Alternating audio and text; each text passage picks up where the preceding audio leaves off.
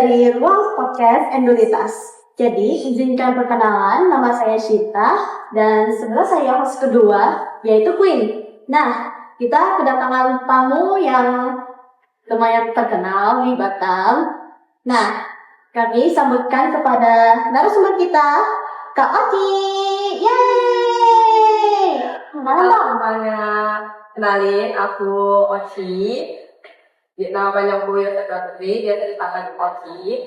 Aku di sini sebagai MUA dan juga dancer di Kota Batam. Yeay, endol banget. Nah, Kak Oci, kok bisa kakak jadi MUA, terus jadi dansernya modern sama tradisional? Apa latar belakangnya?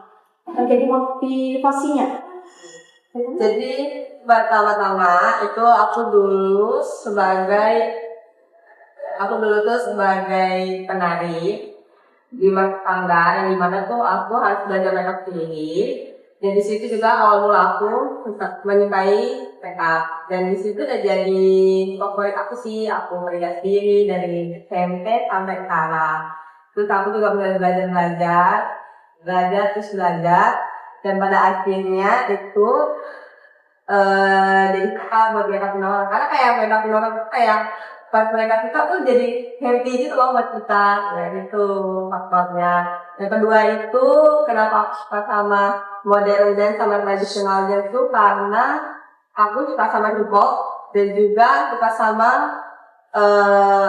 tarian-tarian dari Indonesia gitu. Dan itu kan beraneka ragam, bagus dan itu aku suka. Terus kalau boleh tahu nih, tips makeup selalu gimana ngomong? Tips makeup flawless itu sebenarnya di coverage-nya. Jadi kita tuh sebelum makeup pasti kan ada namanya kayak base makeup dari moisturizer-nya, color-nya. Itu memang harus kita persiapkan dengan sangat matang. Dan pemilihannya pun juga harus benar-benar yang bagus. Bukan kayak tumpah-tumpahan gitu kan. Terus kalau yang berhubungan sama anak sekolah nih, kan kayak zaman dulu itu kalau bermakeup itu pasti ada kayak orang yang gak bermakeup, tapi kita lihat-lihat nih perbandingan zaman dulu sama zaman sekarang. Zaman dulu itu makeupnya itu kayak kering, patchy, itu menurut saya itu kayak kurang bagus. Dan kalau sekarang kalau mau bermakeup di sekolah itu malah gak kelihatan bermakeup. Gimana tanggapan kakak gitu loh kalau anak sekolah itu kalau di sekolah bermakeup?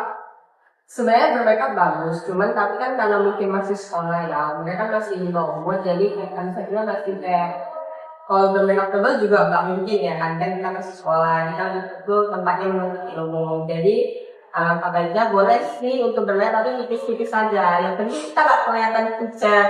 Kalau kan dulu memang punya di sekolah tuh nggak boleh makeup, jadi kayak ya tetap sih aku pakai lip tint doang biar gak pucat ya. Nah, tapi kalau sekarang kan boleh dimas dengan lotion, dengan sunscreen, terus lip tint, blush biar gak pucat. Terus nih, kalau kakak sebelum jadi MUA, persiapan kakak gimana gitu? Kayak saya ingin jadi MUA nih, kakak kalau kan udah punya skill nih, mau nambahin skill lagi, itu ngapain aja? Nah, itu kita harus ambil sertifikasi. Kan tapi setiap MUA itu punya sertifikatnya. Nah, kita tuh di situ harus sertifikasi bold makeup, almost makeup, Thai makeup, Korean makeup. Terus kan soalnya makeup itu beragam, jadi kayak makeup tuh gak cuma satu tipe aja, tapi pas banyak tipe yang lainnya dan gitu. Dan kita tiap MUA itu beda skillnya juga, beda cara mereka memakai makeupnya juga, kayak itu sertifikatnya. Jadi kalau MUA itu kayak ada perbedaannya nggak sih? Kita kan MUA itu ada MUA biasa sama yang kayak MUA wedding kayak khusus gitu. Iya, itu beda. Kalau wedding dia lebih gimana ya? Dia lebih kayak strukturnya makeupnya itu kan lebih banyak ya kan. Karena kan wedding tuh kita harus memakai seharian. Jadi untuk makeupnya itu dia dari base-nya, terus dari foundation-nya, terus dari blush-nya, dari eyeshadow-nya itu benar-benar emang harus bagus karena dia dipakai seharian, dia awet. Kalau beda sama yang biasa, kalau biasa kan kayak kita cuma pakai garis dasar aja udah oke. Terus menurut kakak tuh, misalkan anak sekolah itu menjadi MUA, itu boleh nggak sih? Boleh. Bahkan ada kemarin dulu di TikTok, itu ada anak yang masih 17 tahun atau SMA, dia udah jadi MUA. Jadi keren sih. Juga deh. Nah, selain jadi MUA nih kan kakak bisa juga. Nah, itu Jadi saya penasaran Kak, terus kayak kakak ada tips itu nggak kayak cara berkembang agar kayak gitu? Kalau untuk dance ya, itu cara berkembangnya itu kita harus latihan dengan mungkin, terus upgrade terus progress. Misalnya kita kami satu gerakan, terus ya kita lihat gimana sih gerakan kita yang kurang dengan gerakan aslinya. Nah itu kita contohin, terus kita juga bisa ikut kursus dari dance yang kadang-kadang di kota-kota kan sering tuh ngadain kursus-kursus buat kita memahami gerakan benar.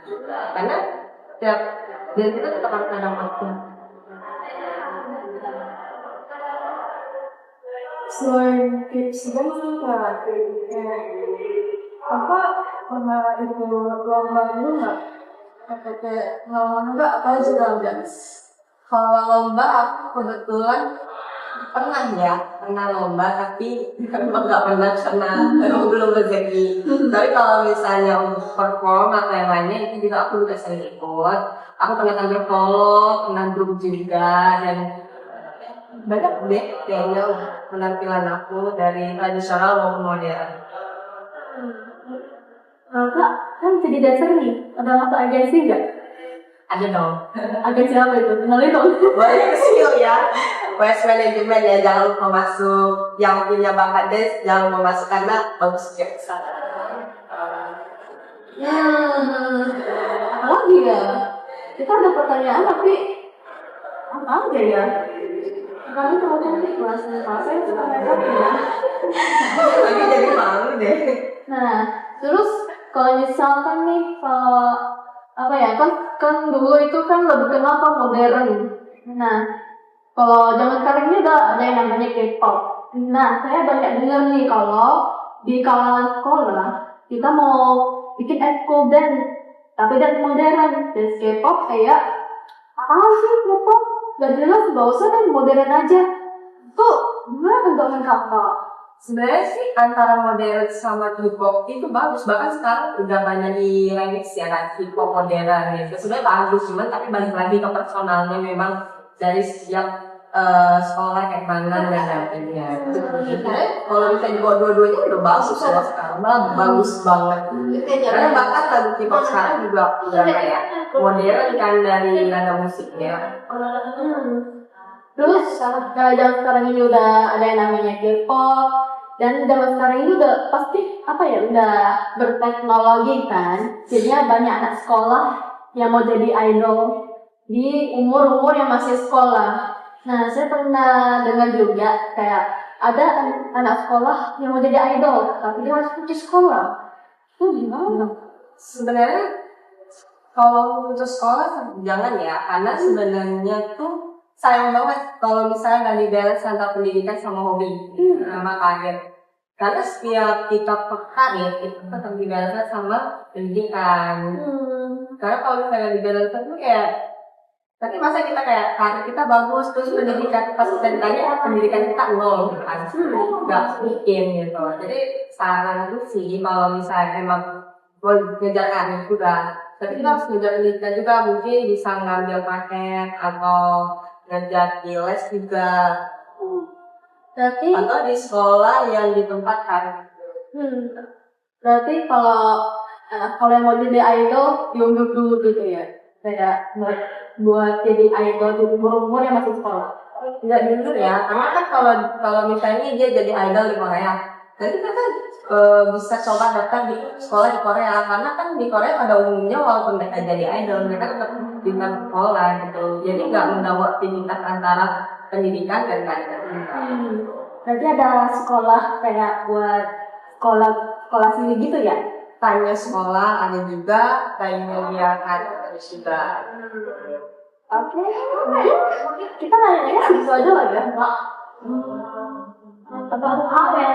Itu kayaknya nggak ada lagi. Nah, kakak ada motivasi nggak buat mendengar podcast kita ini? Apa anak sekolah yang mau jadi TMA, mau jadi dancer, apa motivasinya?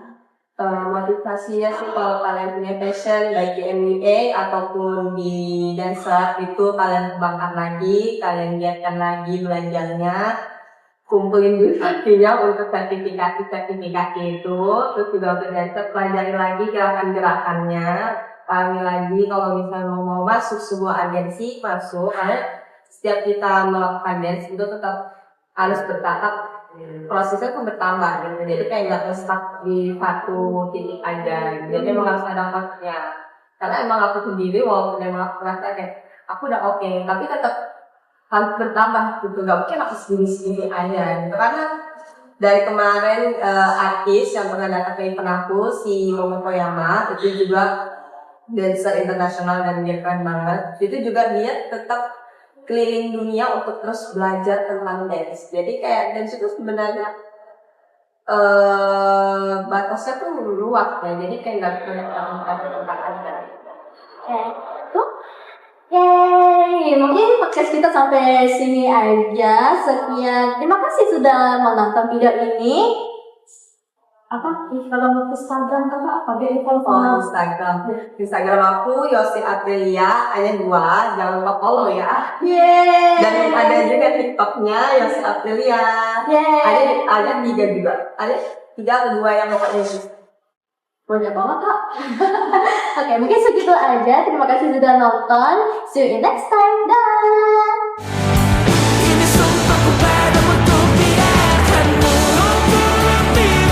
Terima kasih sudah nonton. See you in next time.